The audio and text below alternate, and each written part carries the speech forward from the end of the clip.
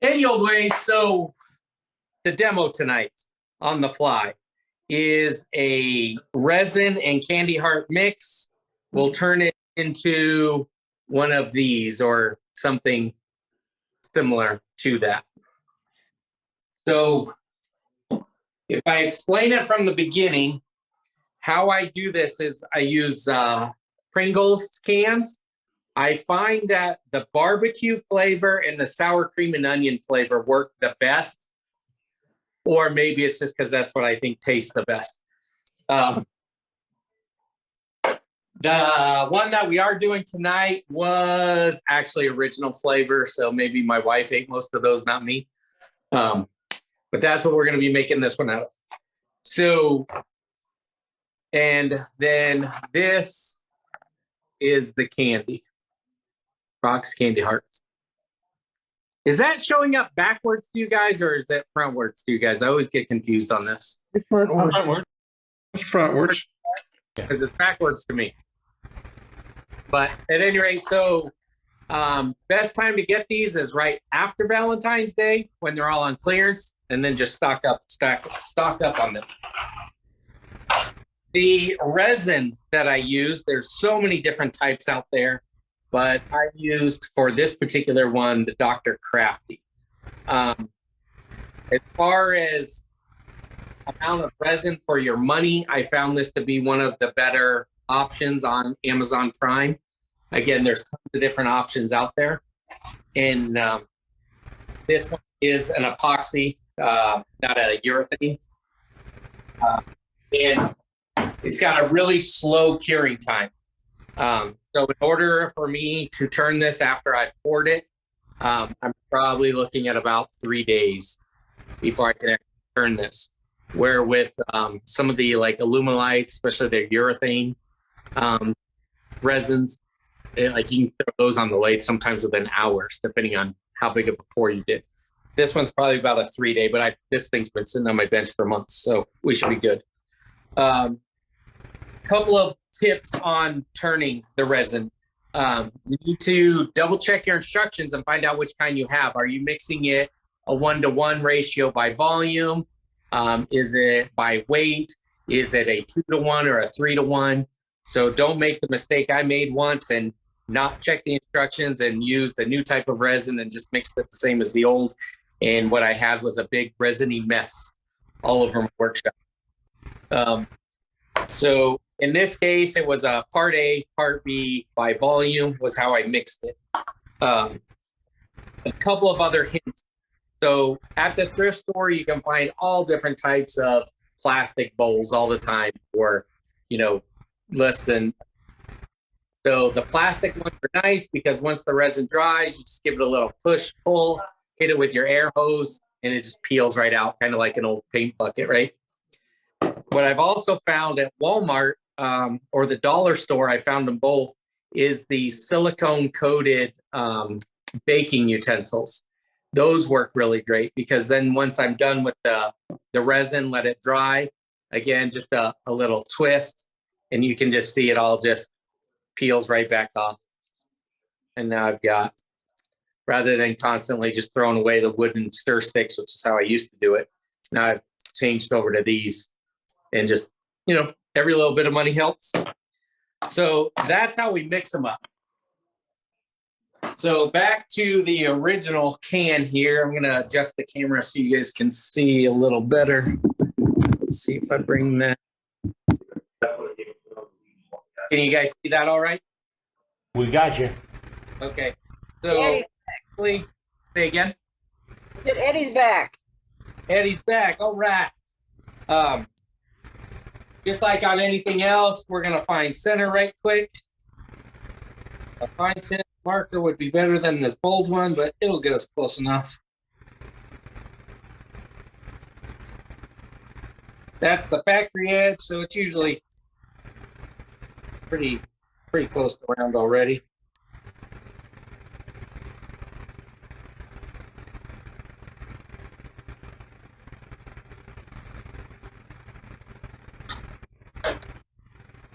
And then we're going to start off turning it between centers, make ourselves a tenon, and then we'll throw it in the jaws. So let me get my tailstock and everything moved up over here.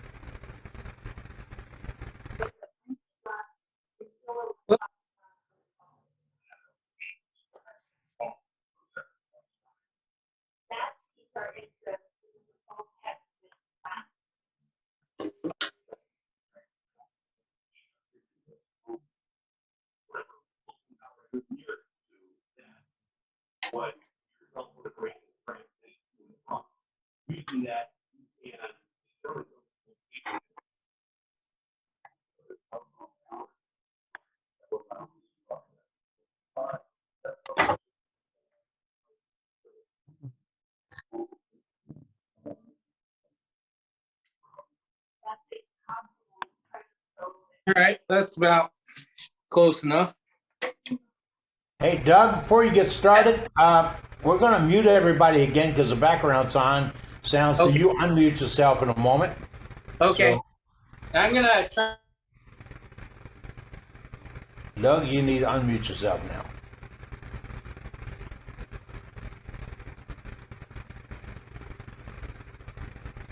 I don't think I've ever had this happen. Tell an Army guy to shut up and he shuts up.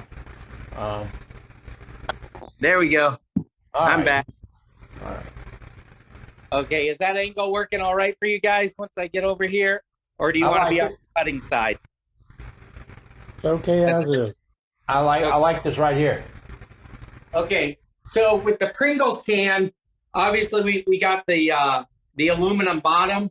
So that's the first thing I like to get rid of, just so I get it out of my way and don't hurt myself. And the way I do that is just with a parting tool. Let me grab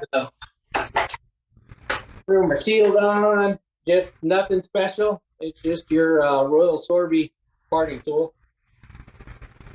Or Robert Sorby. What did I just say? Royal Sorby? Tool rest is a little high.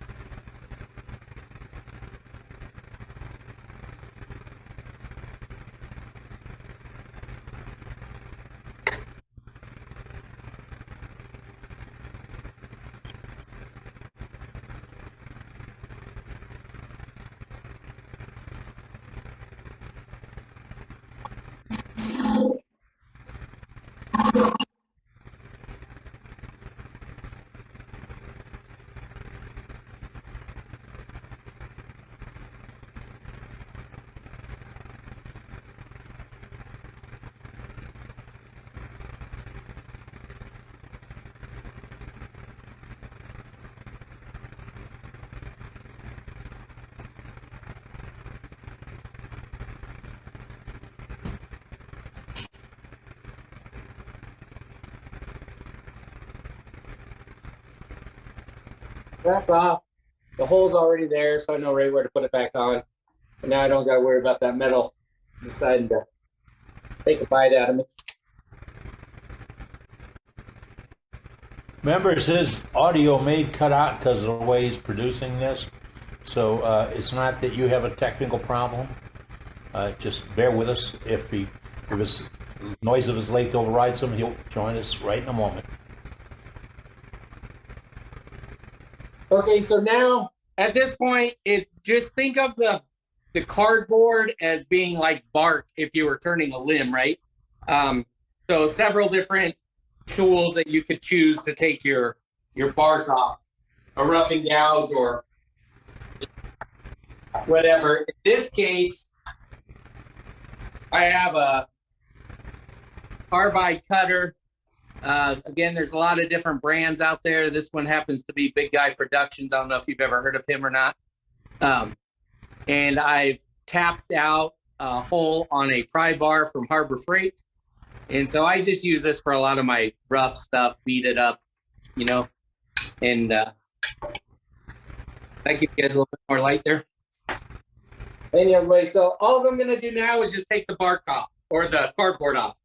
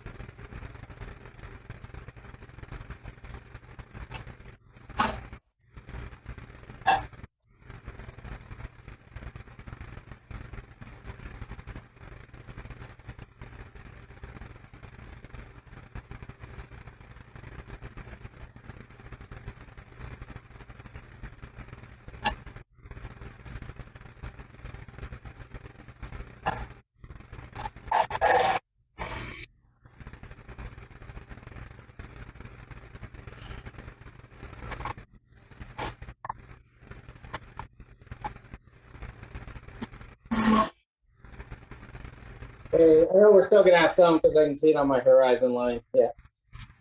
Yeah. I just see it starting to come off, and there's the candy. Is the light giving you guys too much glare? Let me try. Is that better? The one you Actually, it had, might be. Okay, like let's this better check with without the the eye volume. doctor. This Better is That's better. that's better. Better No, two. this Better one. better Okay, and two. now we go. That- Oh, that's too bright. That No. definitely washes it out. That's Yes. better. That's better. Perfect. That looks good. Okay, we'll leave it like that. Okay, so still got some cardboard right here. But as you're seeing, the hearts are starting to come through right there. So I'm just gonna hit it a few more times and get rid of the rest of this cardboard on here. And then we'll true it up and we'll start making ourselves a goblet.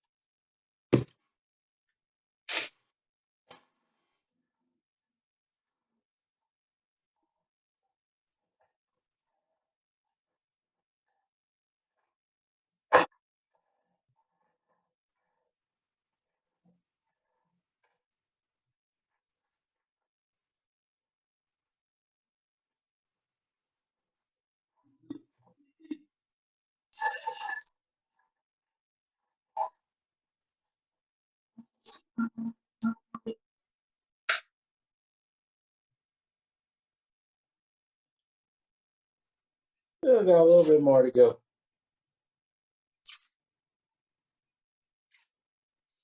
But it's close enough because once we start getting our shape and everything, the rest of that'll work its way off. So now we'll just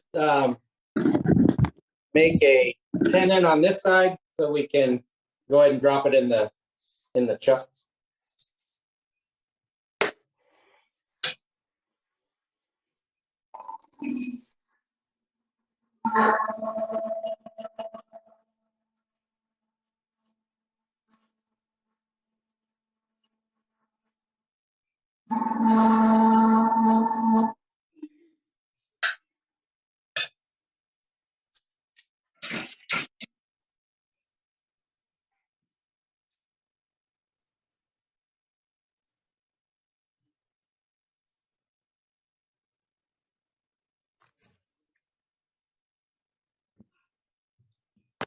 Doug's got too big of a garage. He's got to go too far away to get his tools. No, I had to make sure my calibers are set at 2 inches so I can make a quick tenon.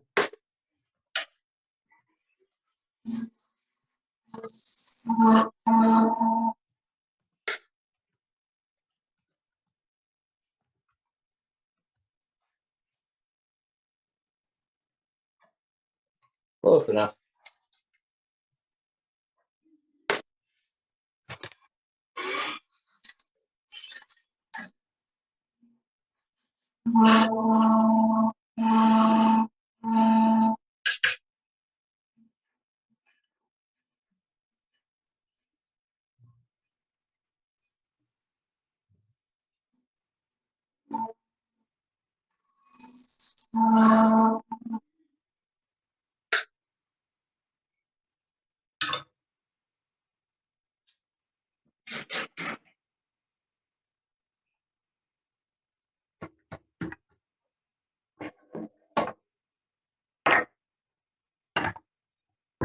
Now it smells like a sugary mess in here.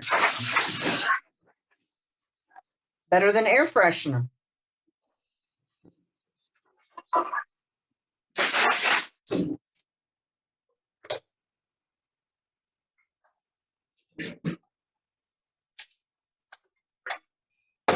Do we have to worry about you getting a sugary high? Yeah. I have a dumb question. I never take the chuck off my lathe. I just put the live center in the chuck. Is there a problem with that? Nope.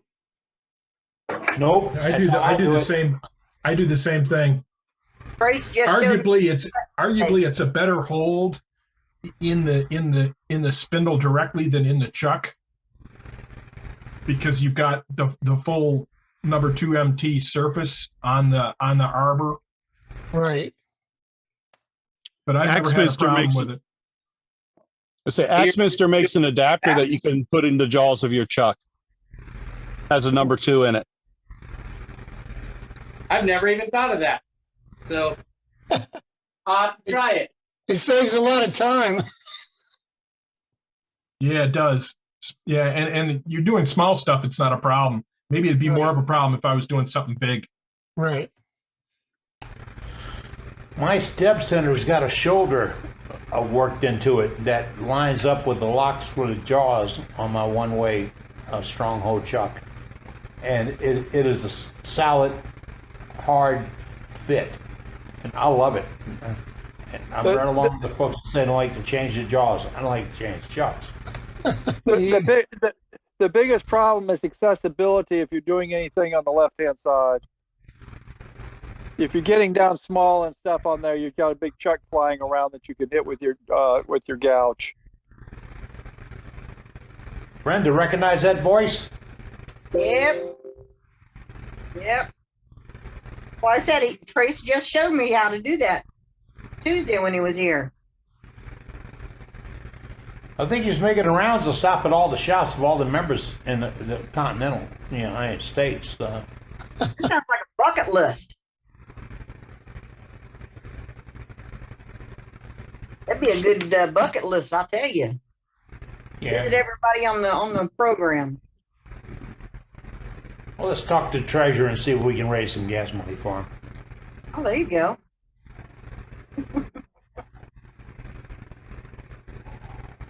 Start a GoFundMe.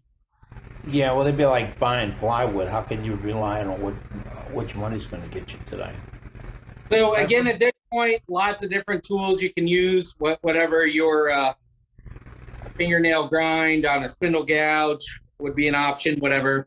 I'm going to keep it simple tonight. This is a negative rate round carbide cutter, and basically, I'm just going to true it up, and then we'll start our shape of what the cup will be of the goblet.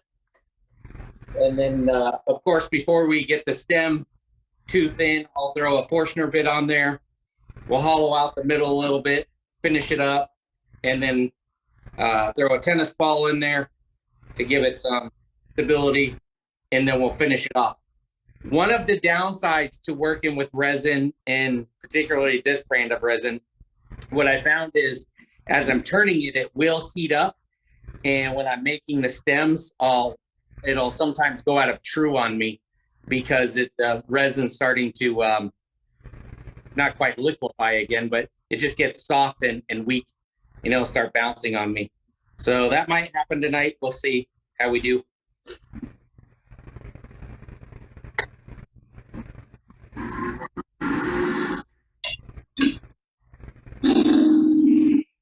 Keep in mind, folks, this is a pop-up demonstration.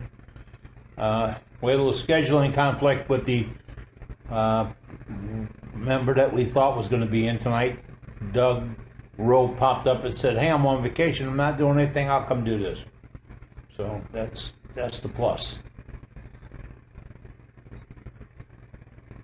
That's what we do here. You dance if the music's playing. That's it.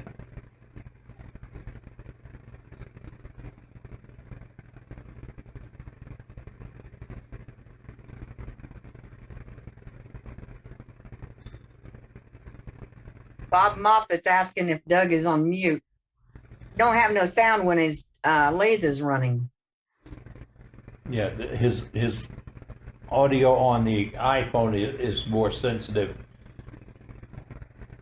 Zoom also has a really good noise reduction algorithm that cuts a lot of that stuff out. That happens during my demos too.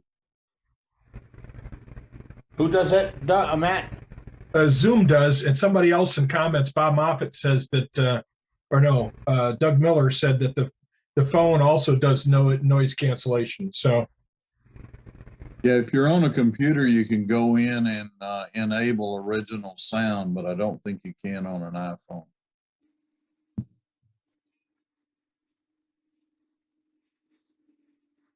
Look at us getting all techie and track on the Force Day, whatever they call it. Well, I'm gonna be careful. I'm gonna make some people mad about that, huh? Star Wars Day, Eddie, Star Wars Day. Star Wars. May the fourth be with you. Okay, so as you can see now, there's no more cardboard on there. I can see a fair good amount of parts. When you're messing around with the resin and putting stuff in it, sometimes you'll keep going until you find that sweet spot where it starts to look good. Especially when I'm doing something like with the colored pencils, because the pencils are never going to line up perfect, right? So there's always going to be one side that's going to look a little nicer than the others, but you kind of find that sweet spot where you get the majority of your lines in there. I don't know if I have. Yeah, here's one that I can show you what I'm talking about.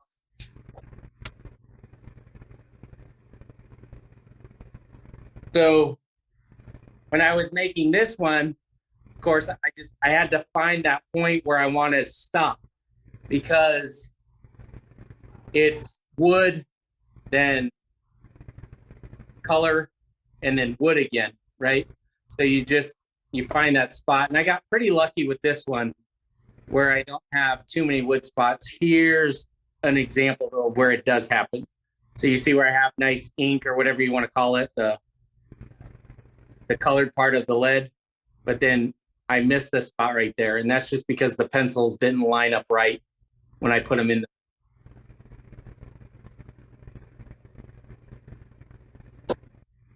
But the hearts, because they're just randomly in there, it's not really going to make too big of a difference where we stop.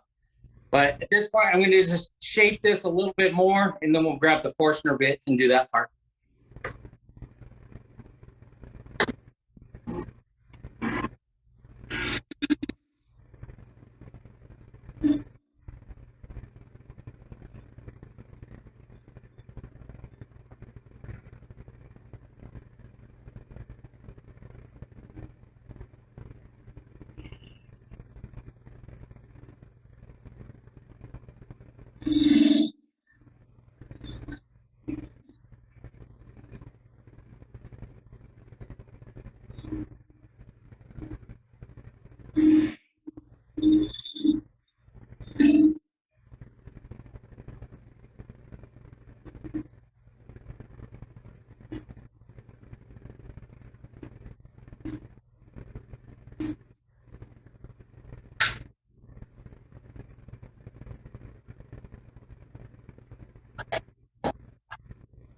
Hopefully, with any luck, I've got the right Forstner bit already on my Jacobs chuck. We'll see.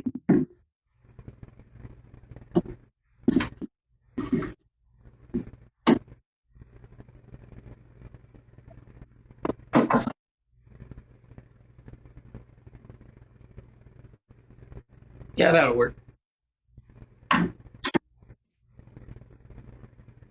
Do your dogs try to eat the candy on the floor? They will. So I gotta keep them away from it because they'll wind up obviously licking up the resin. So yeah, this isn't a dog-friendly turning project. Yeah, I saw them in there with you. I was thinking they'd probably be lapping that up off the floor with the resin. Yeah. I kind of treat, when I'm doing stuff with the candy, I kind of treat it like turning something green, where afterwards I definitely clean up. Otherwise, I'm going to come out the next morning to rust.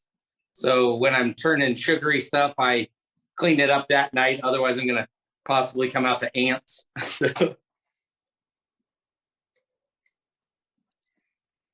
All right, let's see if we can get a decent hole bored out here. Oh, I didn't mark my bit though. That was kind of silly of me. So how far down do we want to turn? We want to turn about there.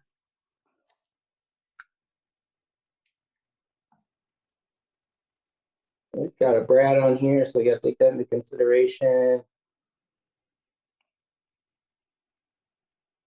That looks about right.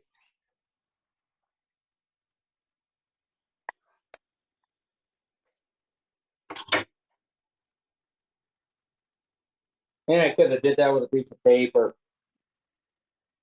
whatever. All right, let's bring the speed down some.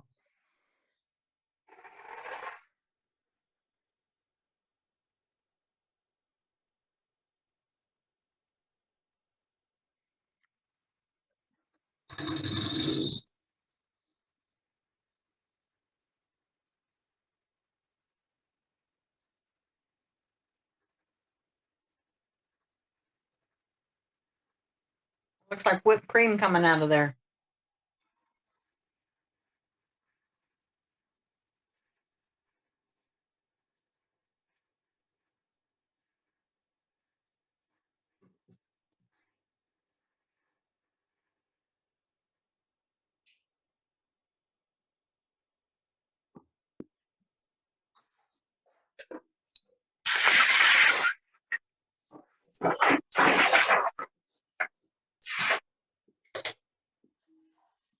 Make some kind of fun shavings.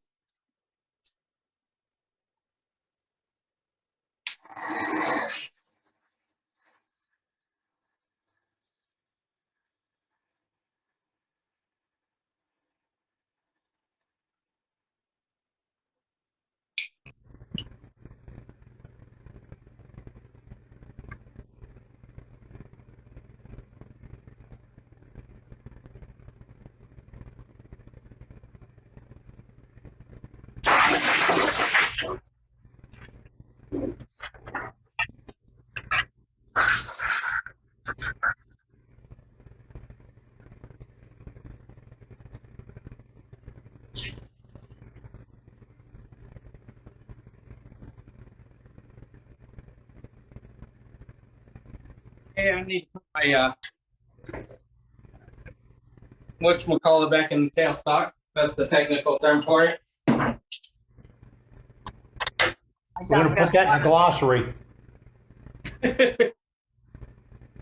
That thingamabobber. With the left tooth shift. That's it. Okay, if these aren't in your turning shop, make sure you put some in there. Everybody needs a case of tennis balls. This is exactly why we keep tennis balls in the shop.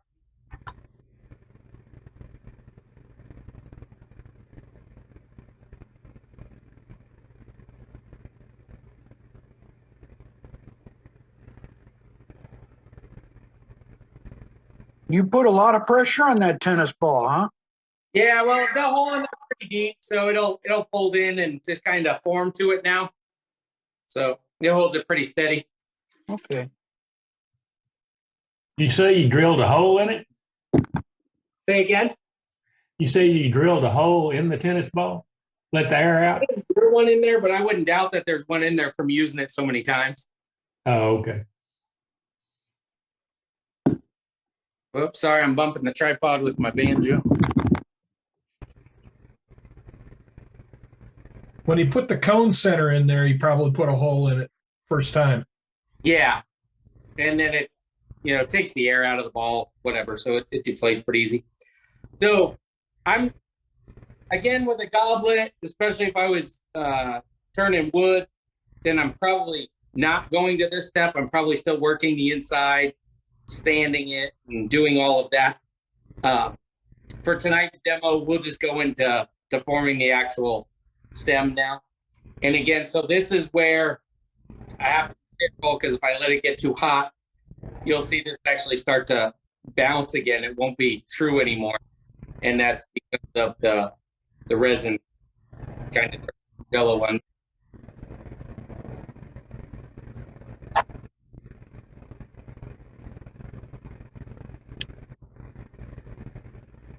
That's it. Yeah, this held pretty good though. So, need some more speed.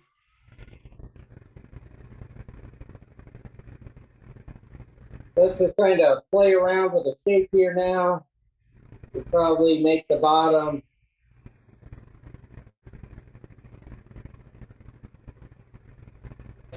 somewhere in there. Other than that, let's turn all this away.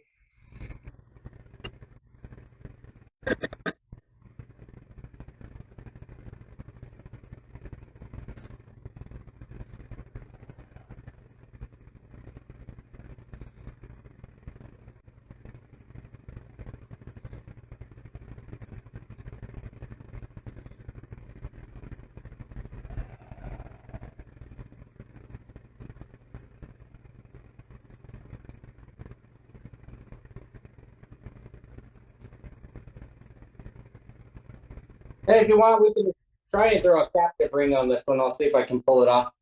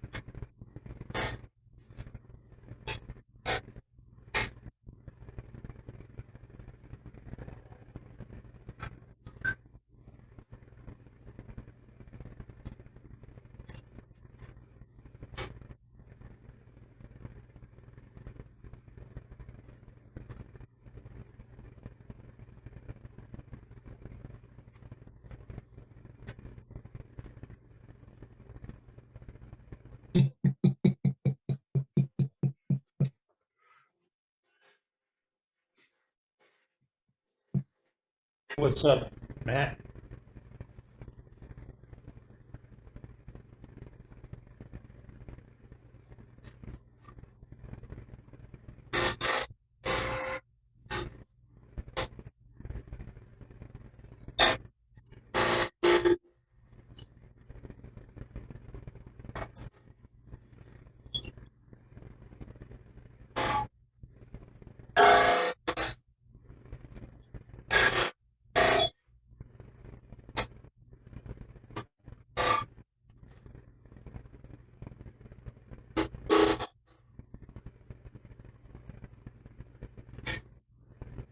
Is he like sandblasting his mask there?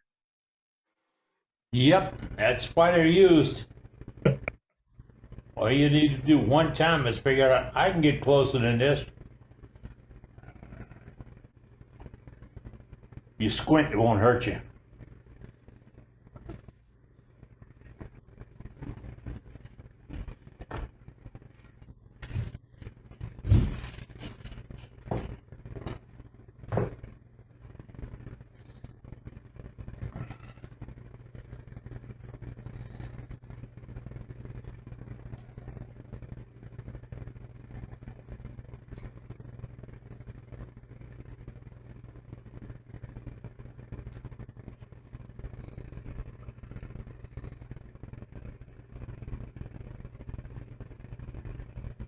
So things to take into consideration, if we're making it out of wood, obviously on the stems, daintier generally looks nicer.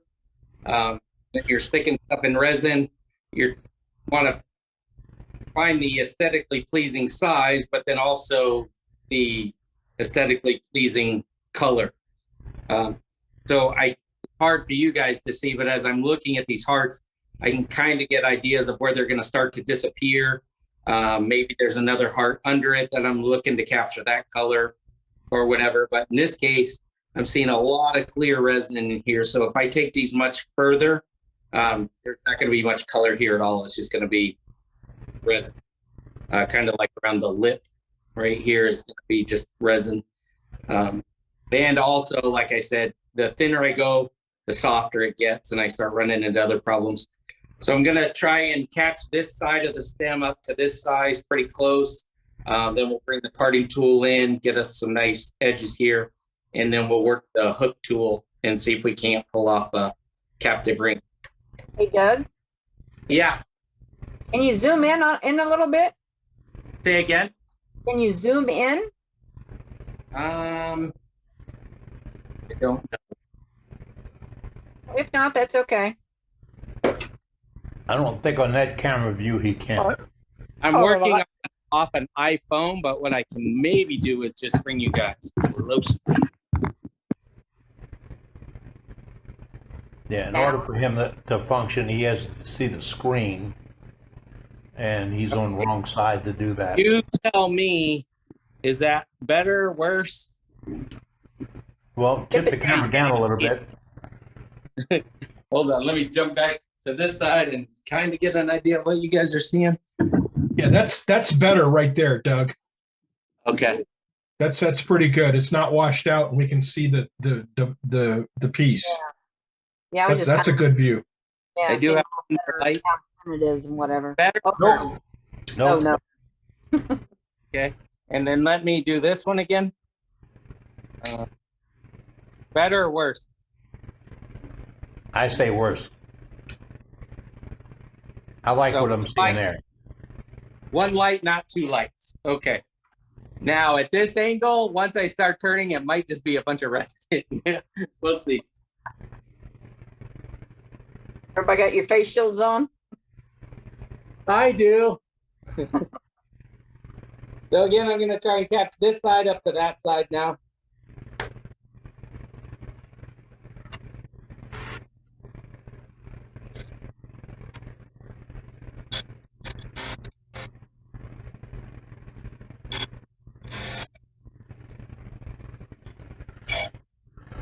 For those of you just joining us, Sergeant Doug Rowe doing our demonstration on a PC plate he poured with resin and candy hearts he got at the dollar store.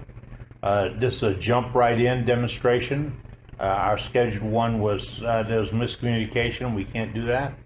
But his audio is a problem because he's shooting this on his iPhone. And the phone is overriding, his turning is overriding the voice.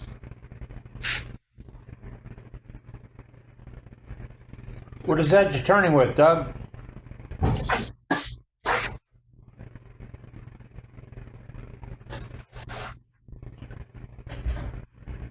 Okay, now I'm going to change out to a parting tool so we can get a better shape here and see if we can make a captive ring.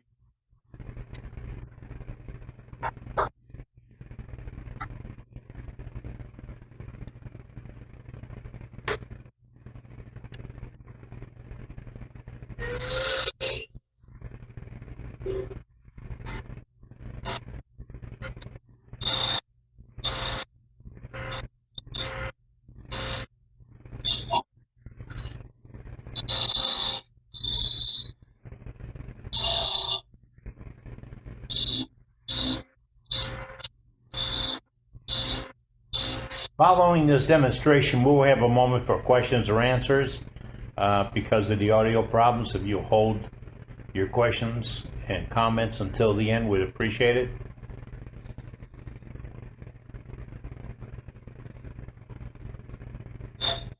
On that note, let's remember everybody's got their own way of doing things. This may not be the mine's right way, but this one works for him. And remember, Brenda, mine's always right. No, Eddie. No.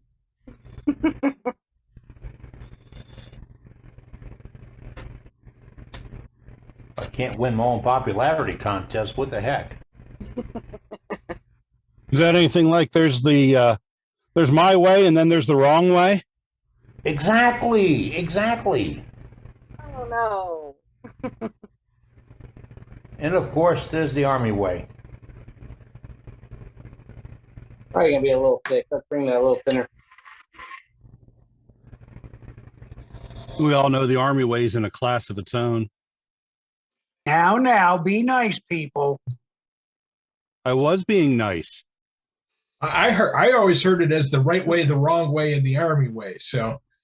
Ah. Yep. See, it's in a class by itself. And all my family was Navy, so. Okay, new members have to point out that Doug and many of these others have been with us since day one, almost 3 years ago. I've been knowing Doug about 5 or 6 years. He'll take a good kidding. He gives a good kidding. And I just want to thank him for not wearing a skirt tonight. I mean, Hey, I'm telling you, Brenda's gonna order that pink one for me. That full man suit. You better not. With the little pink purse. for those of you who have missed it, you're lucky. But Doug has he has entertained us in the past. Well, I look at it like this. Your tax dollars bought those clothes. So it's only fair to you that you get to see them. That's beautiful, Doug. That's beautiful. Okay, so what I'm using now, that's just a hook tool. Pretty much for making captive rings. Did you buy it or you make it? This one I bought, I bought a lathe at a garage sale that I did not really need or want. I wanted the tools that went with it, and this was one of them. So that's I love it. If Is I it a look Sorby? at it is. So if I go off the handle, it is a store-bought one. Now, of course, I have no idea if that person pulled the steel out and made their own or not, but it appears to be all factory. This one is a Crown Tools. Crown. Yep. So let me make sure I'm lined up here. I'm going to try and get this just a tad closer. I don't think I've ever seen one of these used. Well, I can't promise you you're about to see it used correctly, but I can promise you you're about to see it get used. And how will we know if I'm not using it correctly? This ring will break. Yeah, Crown has a tool that looks exactly like that on their website. So that's probably exactly what it is.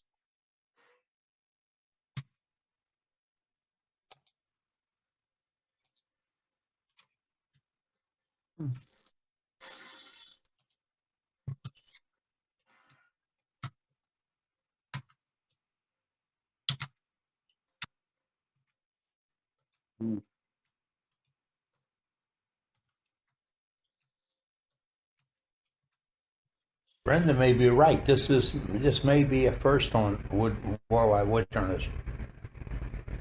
There it went.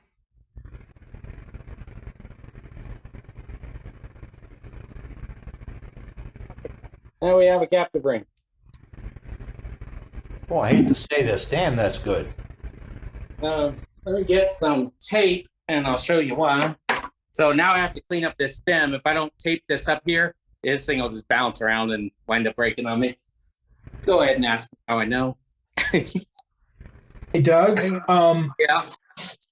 When I've done these, I've like shaped the ring as much as I possibly could before parting it off. Yeah. What's your thinking on how you're doing this? So if I was putting a lot of time into this, yes, I probably would have rounded this a little bit more. I would have sanded this before I parted it all the way off because this is nearly impossible to sand now. I get it pretty close. And then the other cool thing, if I'm doing this with wood, you take some sandpaper, wrap it this way, turn your lathe on, and hold your ring, and then you can sand the inside of your ring too if you want to get that specific with it. Yep. Okay, cool. But for tonight's demo, we're just having fun. So that tool cuts like the outside and the inside of the ring then at the same time, don't it? It will.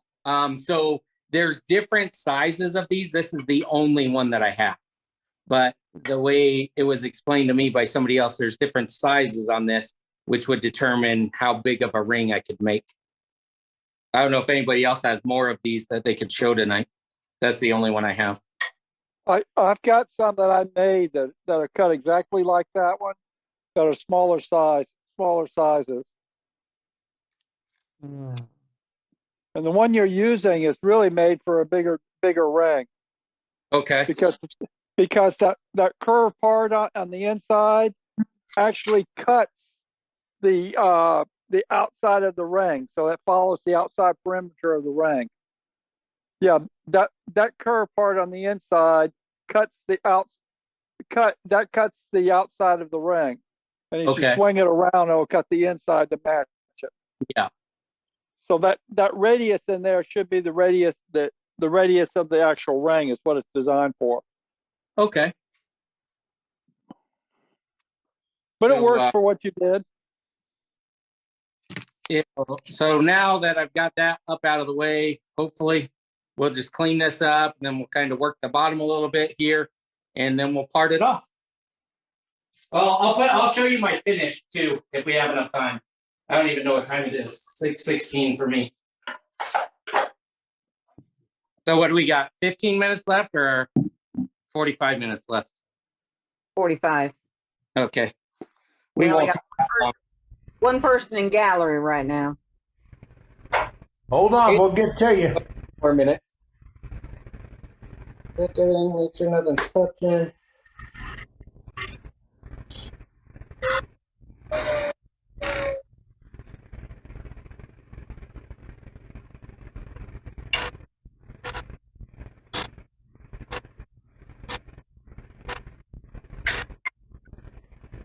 Tool rest is just a tad high now.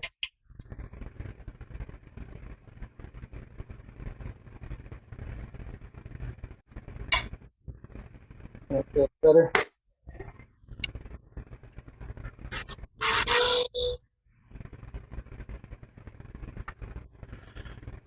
The tool Doug has built uses a carbide cutter.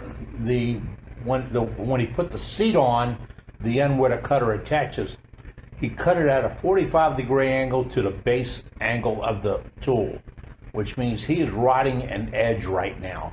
Gives him ultimate control. He's not married to any flat surfaces. He doesn't have to kick it up on the shoulder. It's on a shoulder. And he has ultimate control of tipping that cutter on the side to do a slicing cut. Look at the cut that's coming off. That's not plowing, he's slicing.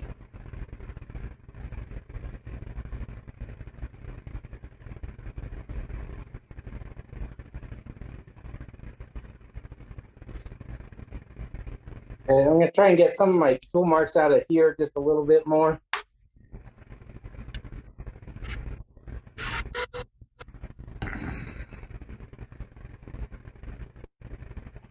He's approaching that material with that cutter on an angle, so it makes a very fine edge cut.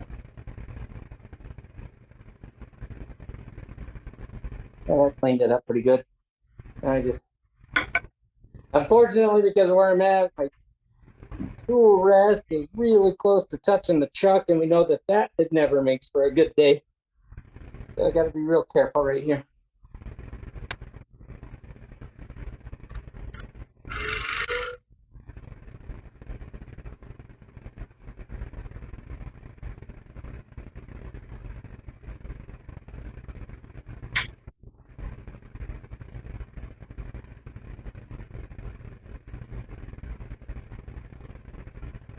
I think that'll work for today's project.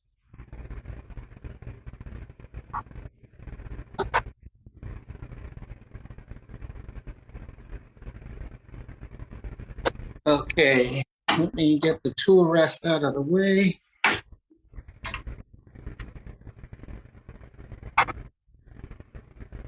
Get this nest out of the way.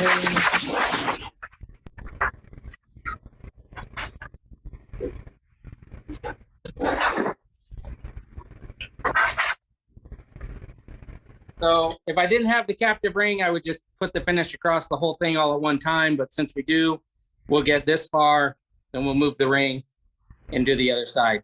And the finish is just CA glue followed by spray on lacquer. Oh, I got more tool marks right there that well.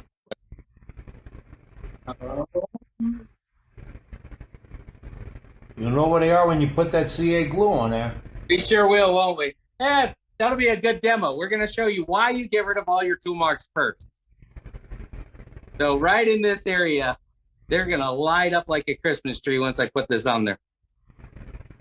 I'm going to turn fairly slow. And the glue that we're using tonight is the Instacure CA glue. And just like any other CA finish, just put it on the paper towel and work it across.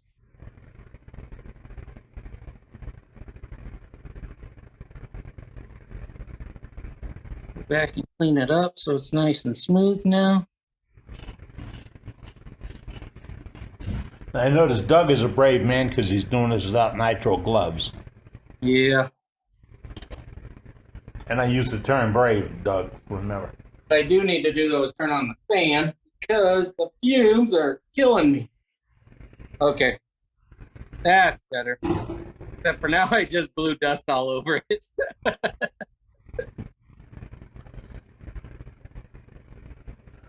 All right, it's clean enough. We'll give that just a couple seconds. I'll squirt it just to make sure with the accelerator. Oh yeah, I got shavings blowing everywhere in here. Like they're falling off your shirt. Yeah.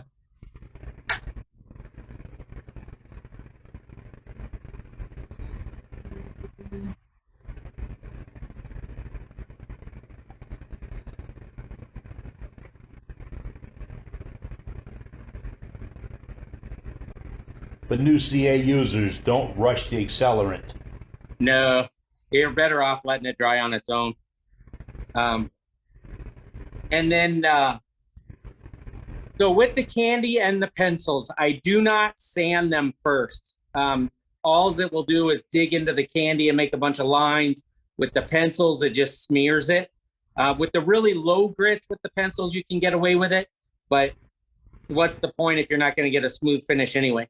But you go with the CA first, and then normally I would then jump right into about a 1500 or maybe even a 2000 grit sandpaper, just real lightly across that glue, and I can get a really smooth finish that way. And then after that, when I sand, well, actually, let me just grab a piece and I'll show you.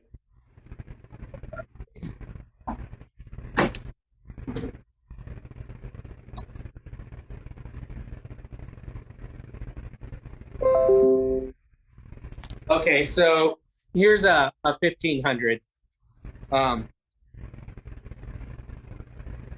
Again, bring the speed fairly low. So that's at 484 right there. Just real light, just coming across it.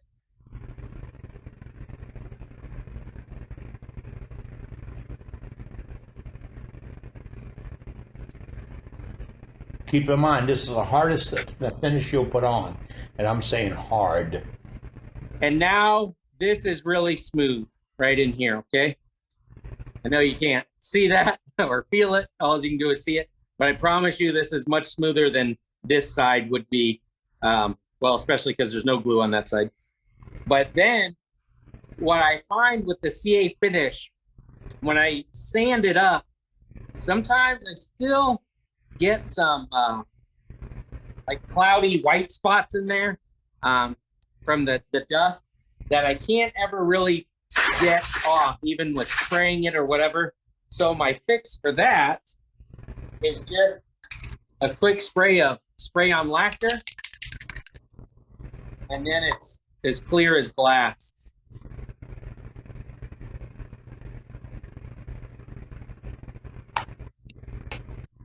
Wow, you can see the difference even in this video. And just I don't fully understand how that works. I just know it works. And anyway, that'll just take a couple of minutes to dry. And well, that's now get this unwrapped. It fills in the holes, Doug. Okay, there you go. What he said, it fills in the holes. Yep, I usually protect my lathe bed when I'm spraying lacquer on the lathe, but that's up to you. I was thinking the same thing. I have a lathe diaper that's on mine, so I. Yeah. Although Matt tells me he doesn't like that term, lathe diaper, it works. That's And untrue, that Eddie. lacquer- I'm entertained. I just never had heard it before.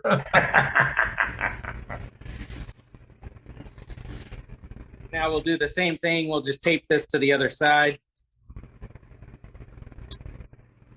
Hey, on that note of the diaper, while he's taping that down, anytime you're in the hospital, and I seen somebody was just in the hospital, had some foot surgery or whatever, those plastic bed cover things that they put underneath of you, you know?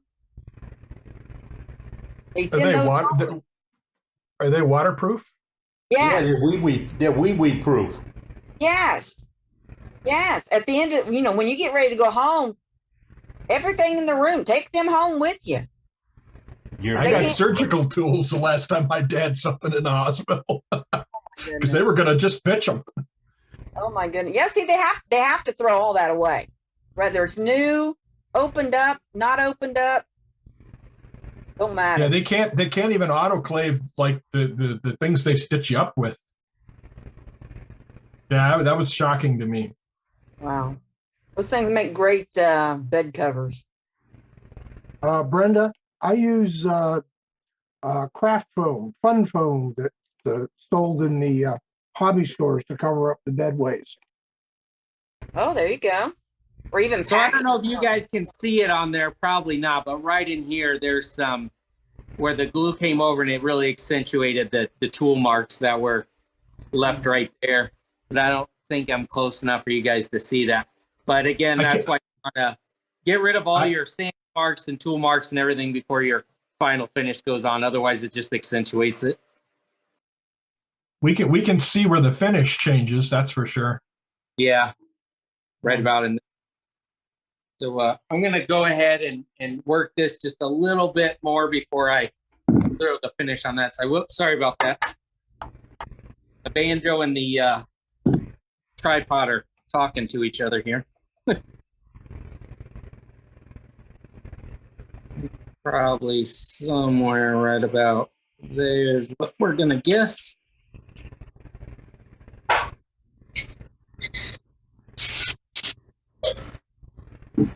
Oh, wait.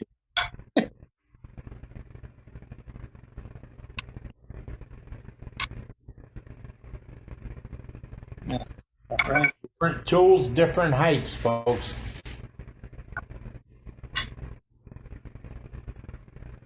Where'd I put my shield? While Doug's rigging up on this, a few moments ago we heard some pretty good tips and tricks. And we have a tips and tricks section on our meetings, and we're waiting for you to share with us your tip or trick. Just like I call it the lathe diaper, and Brenda just had an idea about the bed liners, and somebody else threw one in there. Hey folks, those are tips and tricks. Those are the ways you have overcome some problems or made improvements in your shop. And we want to share it with other turners. Put it in a program. You can put it in our chat, send it to us by email or whatever. It's called Tips and Tricks, and they're your tips and your tricks.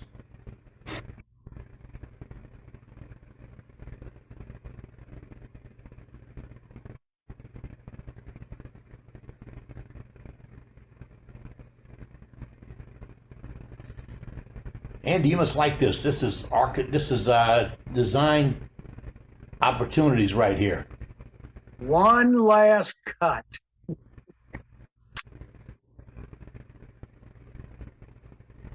So I don't know if you guys can see it in the camera or not of this shaking, but this is already out of round. And it's because of that stem got soft on me.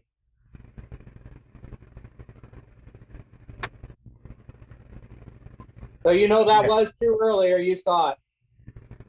And now it's bouncing.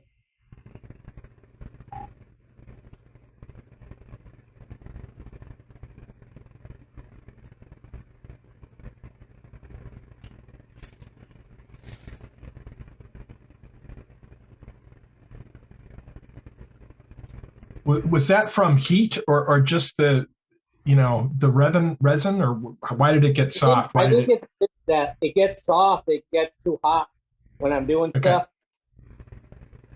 That's my theory anyway. But yeah, could it have been Let's go ahead and finish it up. Could it have been the CA glue? And heat generated in the curing?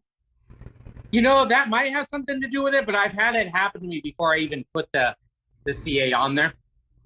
But I'm sure the heat doesn't help with the heat at all. It looks like the tennis ball has come out of the cup a little bit too, so that may have something to do with it.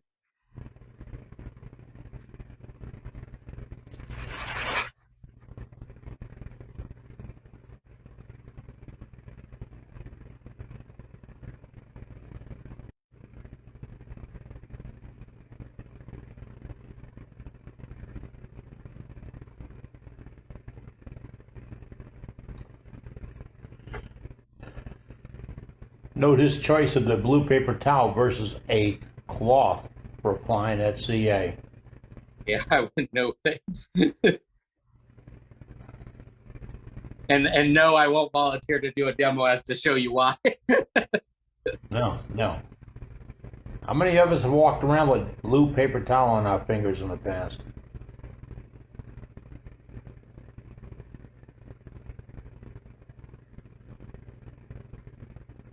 Nettie and Doug, if you use that fun foam that I mentioned earlier, that does not allow the CA to soak through because it's closed cell, and therefore you won't have a problem getting your fingers in it.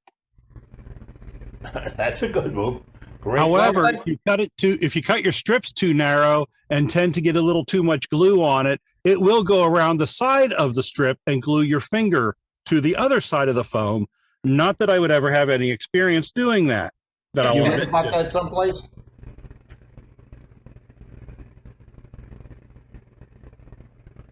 See, folks, our membership reads all kinds of stuff and shares it with us. It's not that they would do it or it happened to them.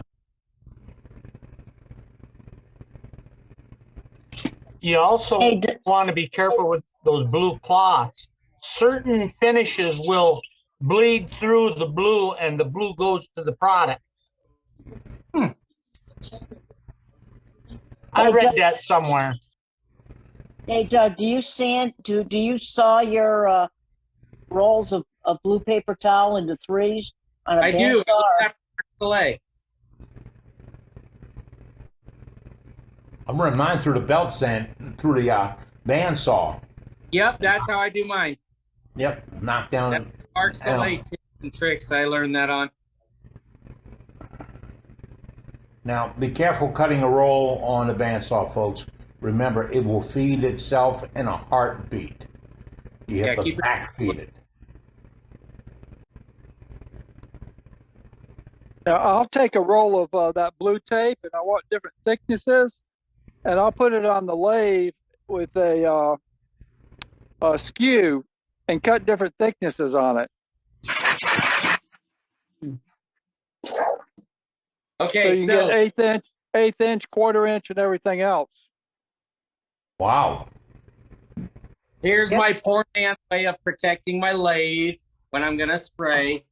Just grab one of the flats that the 6 packs of soda came in or whatever. That works out pretty good. Soda. Yeah, right. I'll do that for you, Matt. Empty ice cream boxes. Yep.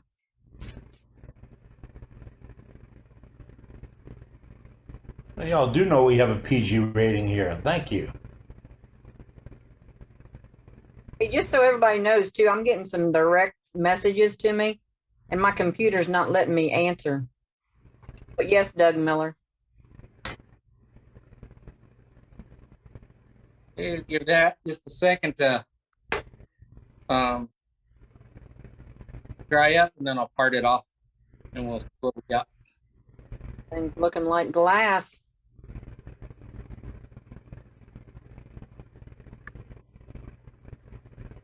I hate to say it, but always keep in mind a finish is a finish, and Doug's going to buy it right way. Don't rush it. Don't push it. You can't get more out of it than you put into it. So I don't know if anything comes in a bottle that'll save bad work. And he was talking about the tool marks on it. You have no idea how much they will jump out at you if they're not knocked down flat. Get them down.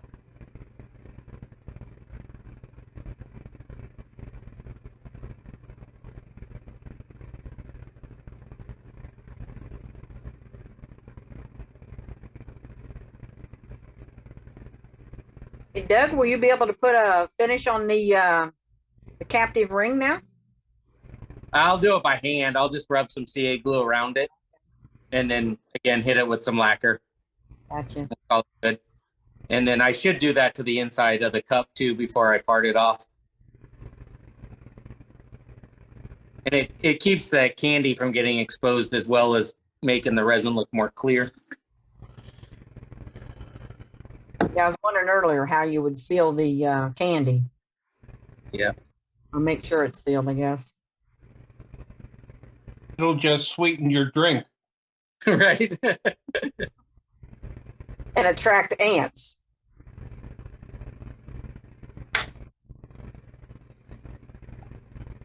Yeah. Oh, there's still a little spot. Now there's fingerprints in it. Patrick Horvath knows this deal. He says, if you're looking for a tray, it's a Bud soda tray. So Bud must be the brand of the soda that he likes.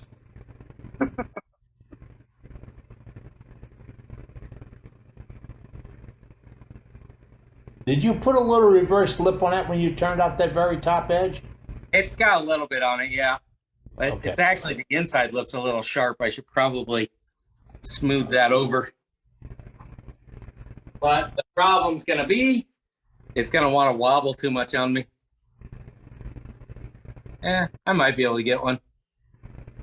It's got a really, let me move you guys over a little bit. The edge right here is really sharp where the Forstner bit made a nice flat right angle. And then when I rounded it, I didn't round it in. I just rounded it on this side. So it's got a sharp lip right there. I can fix that right quick.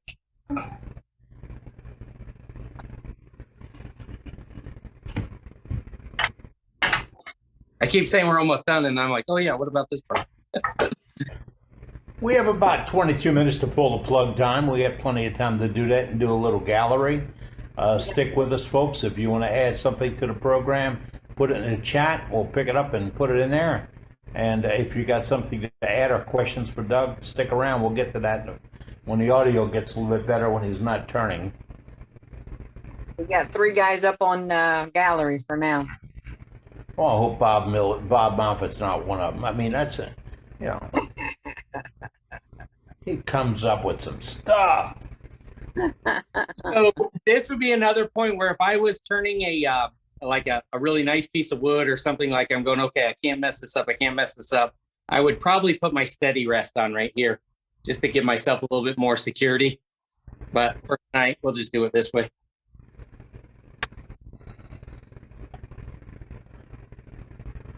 It's the first cut that's going to make the decision here, folks. Feeling brave. Couldn't you just sand that out? That's what I was wondering. Well, you know, there's another term for brave. It starts with an S and ends with a D.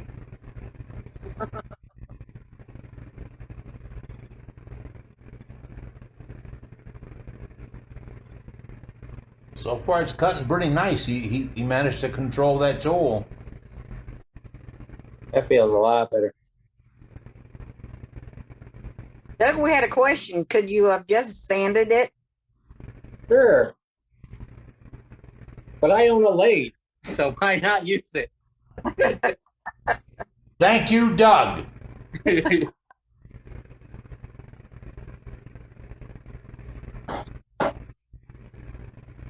It is all a matter of understanding how the tool cuts. Just be gentle, I can say. Be gentle.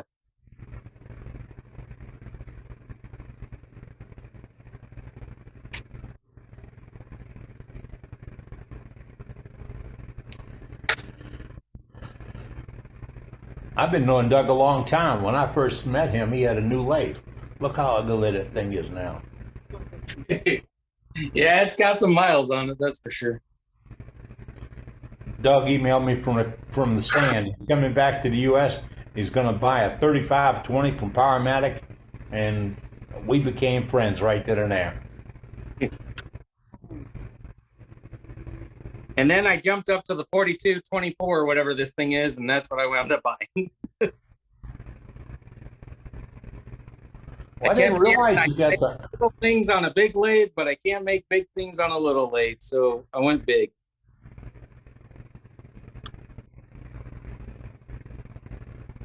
That brings up a topic that somebody threw a couple of weeks ago. To do a poll or a survey and see what folks turn on, what machines they like, what they prefer, what they've had. I don't know, brag. I've had 12 lathes in and out of my shop in my career. And I begged for a one-way, and somebody gave me one. And I still have a couple others out here, but they all have particular purposes for me. Because of the size, the speed, the adjustments, and all. But do not think that you have to go buy a big, expensive lathe to turn wood. The problem with big, expensive lathes is big chunks of wood are heavy. The older you get, the less likely you want to do that. And then you got to think, none of them comes with the experience. They all come brand new. So if you get goofy because you got a big lathe, you're just goofy. What grit we at, Doug? It's a 1500. Okay. It's just to knock the glue down and make the glue smooth.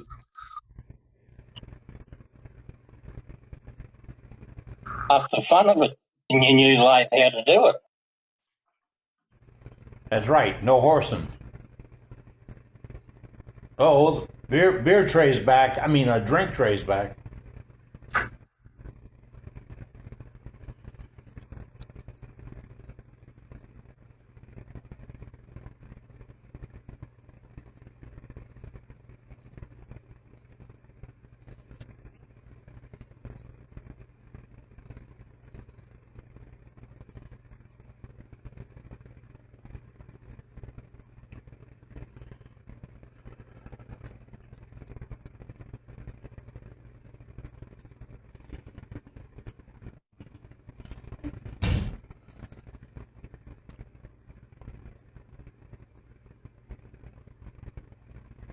Can't get over how shiny it is and how it looks like glass.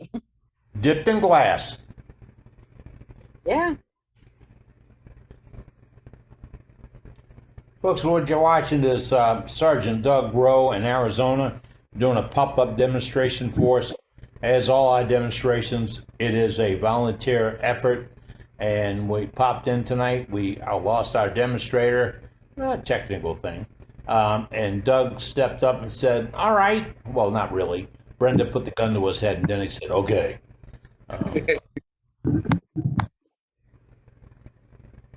She didn't threaten anything, folks, but he just knew what he was in for if it didn't work out. And you can do a demonstration here with us. Any member can do a demonstration with us. Just ask and tell us what you want to do, and we'll work with you to get it in there. this is being shot on an iPhone, and Doug Miller is one of our major followers, and Doug has done demonstrations on iPhone. It's on the internet. This Doug here has too. So you're not limited by what you have. It's you're only limited by your want.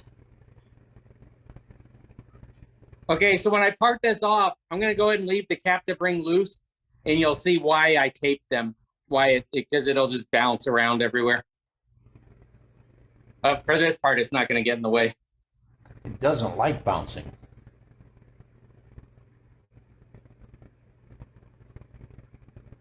Tell the difference between the shine between the part where he's already put the finish on it and that ring. Yeah. Big difference. As Doug was saying earlier, there are ways that he could have finished the inside and outside of that ring. It takes a few more minutes than we were planning on putting in it tonight. Never mind. We got you, Eddie. Oh, man. PT is killing me. But I can walk again.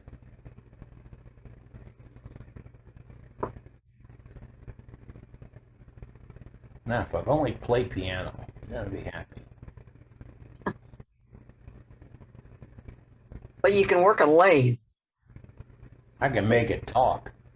There you go. You don't need a piano. Doug, you gonna catch that?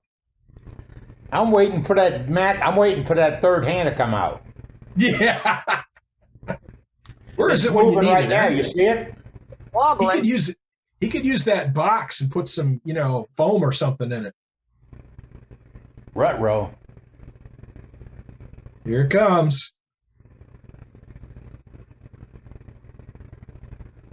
I don't like sawing my work off a block, but this time I'd be looking for my saw. There's that third hand, Matt. I see it. I see it. You got that big Powermatic that comes with that feature.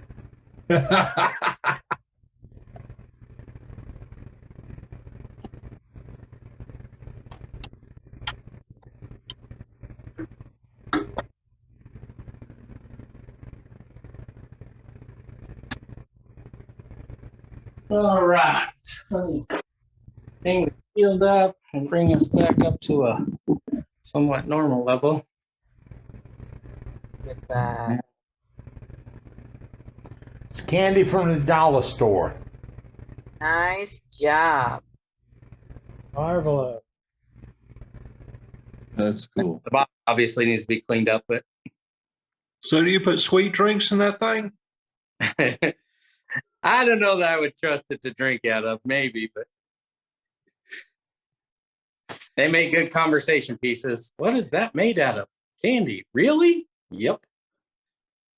Do you send that one to your mama with no note to explain it? No, actually, somebody was saying Mother's Day is this Sunday, and I do need to get her something. Maybe I just made it for her. Yeah. Eddie. Yeah. Well, that's tonight's demos. If anybody's got any questions, I'll answer them. But otherwise, the gallery's probably cooler. Well, thank questions? you very much. That was great. Great job, Doug. Thank you. Good demo, Doug. Thanks. Nice demo. Thanks, Doug. Yeah. Real good. Thank you, Doug.